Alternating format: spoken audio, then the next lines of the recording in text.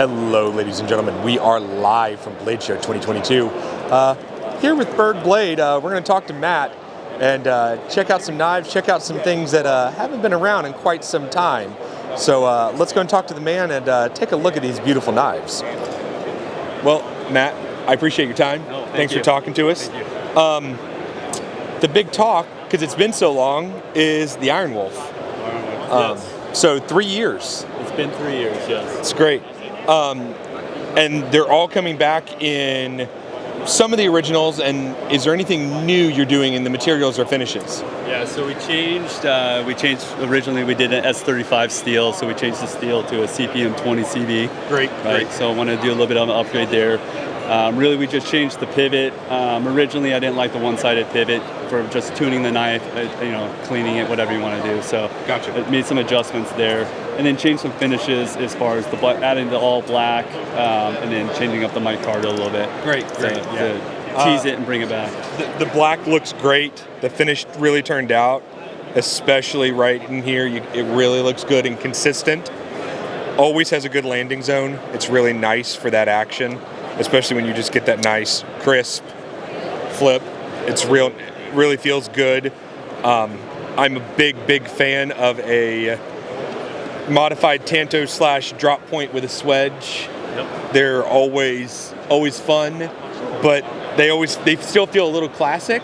There you go. Yeah. I've kind of been saying that this whole show. I've talked to a lot of people that obviously follow my work and know that I started kind of making cleavers and kind of doing things that are funky, like the barber, that have a little bit of a unique design and shape to them. Yeah. But I always fall back to a classic drop point or something along those lines because I grew up, backpacking and hunting and camping.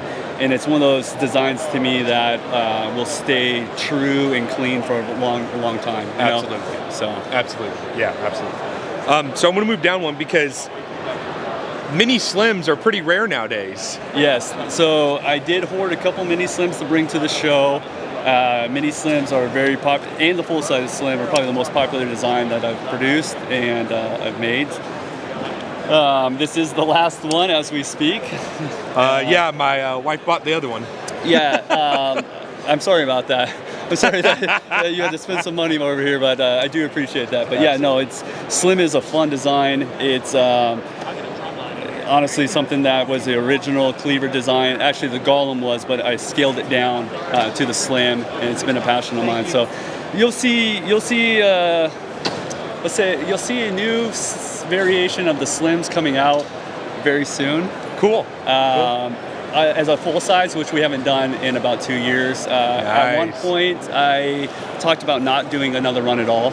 Really? Yeah, and I got a lot of negative feedback with people saying you better keep this alive. That's great. So yeah, we're at least going to do one last hurrah. Nice. And that's coming very soon. So. Nice. And then, honestly, I can't tell you how many people talk about the barber. It's been big. It's been a hit. Yes. I know a lot of people are loving the hollow on this. That it's killer. It's once again classic, but a little bit of a flair on it. Sure.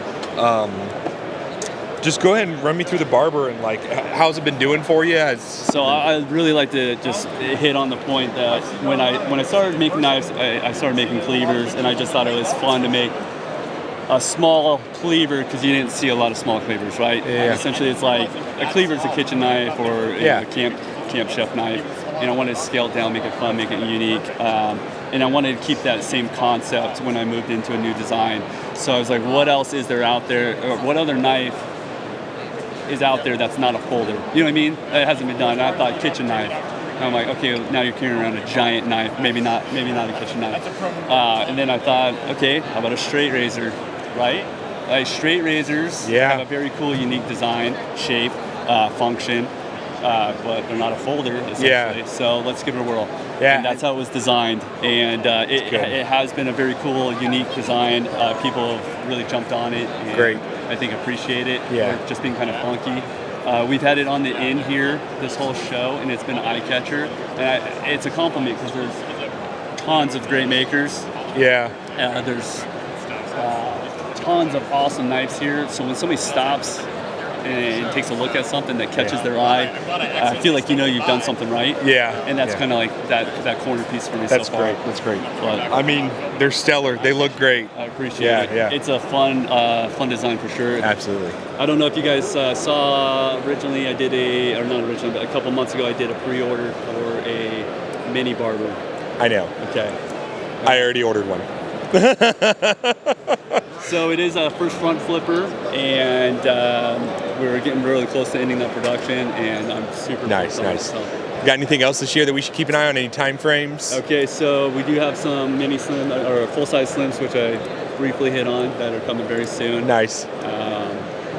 And we have one other project in the works that will most likely be here at the end of the year. Great. I am prototyping it myself as we speak. Phenomenal. And we'll just say it is a mutated version of a knife that's out, but it takes elements from 2 different knives and brings it into one. That's exciting. So, Well, yeah. Thank you for your time. no, thank you. I hope you had a good show. It was amazing. And hopefully we'll talk again soon. Absolutely. All right. Thanks, man.